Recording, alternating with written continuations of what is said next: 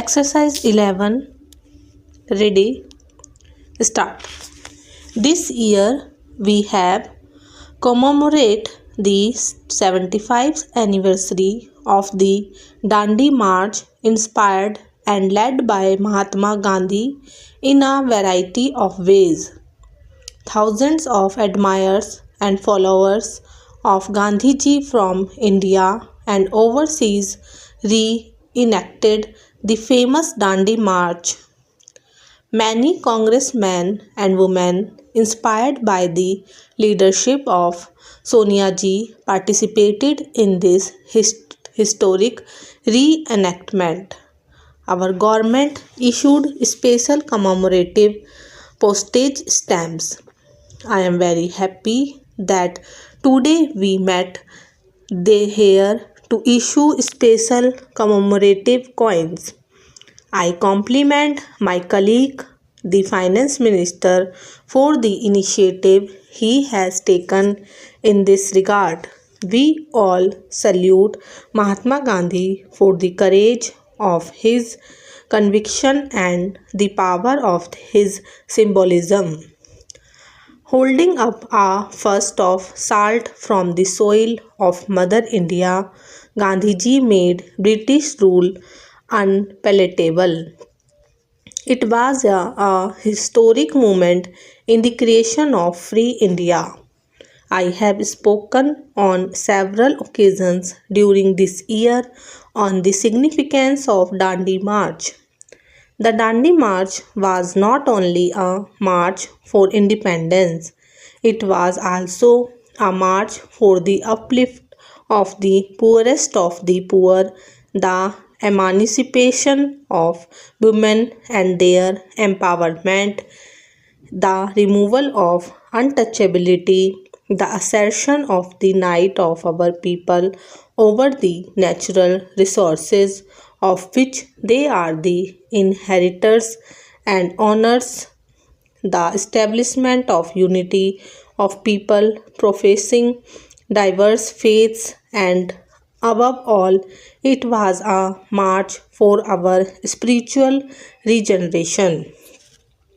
It was also a march of unity of all Indians, irrespective of caste and religion, language and reason.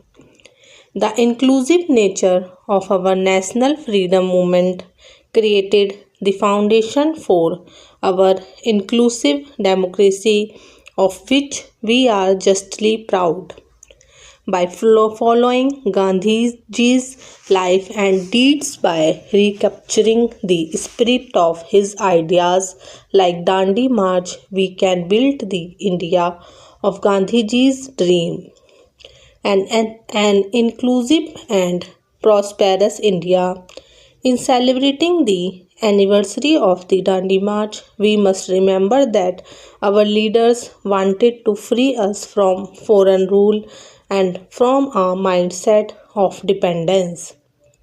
They wanted each one of us to stand for our own rights and take pride in our being Indians, the children of Mother India. The idea of self-reliance is important even today. However, self-reliance does not imply pursuing a policy of exclusive. It does not mean cutting ourselves away from the world. Self-reliance in the modern world implies the ability to pursue one's interests with self-confidence and faith in one's own capabilities. Let me begin by expressing my sincere gratitude to my leader and to each one of you for this interaction. We are here to take stock of the implementation of some key promises we made to the people while seeking their mandate.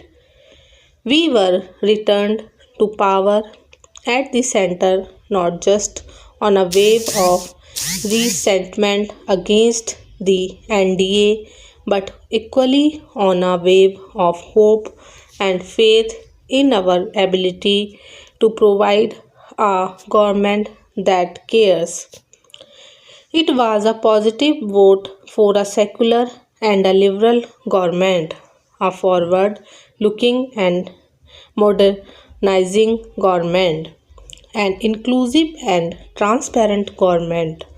I am pleased to report that in the 16 months that the government of the United Progressive Alliance has been in office, we have implemented nearly three-fourths of the commitments undertaken in the National Common Minimum Program.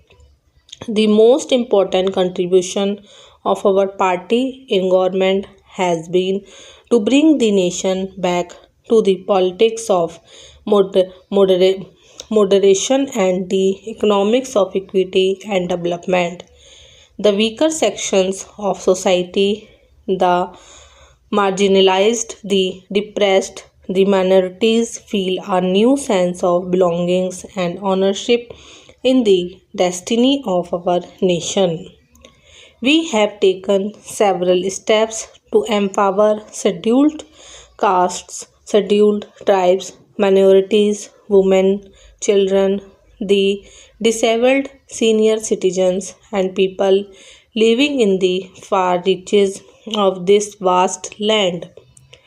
A bill to provide for reservation of posts in civil services has been introduced.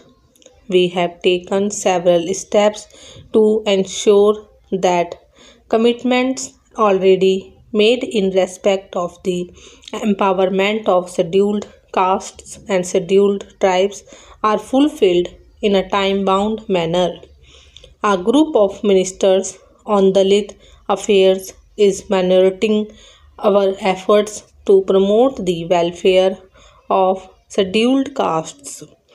The Department of Personnel is closely monitoring fulfillment of quotas in government jobs at the center. I urge state governments to also pay special attention to fulfillment of commitments of the Dalits and tribals at the state level. The central government will make sure that at least 80% of the vacancies in SC/ST reservation quota jobs in government will be filled on a time bound basis. Scholarships for higher education for SC/ST students have been significantly increased. A high level committee is putting together information on the social and economic status of the minorities in India.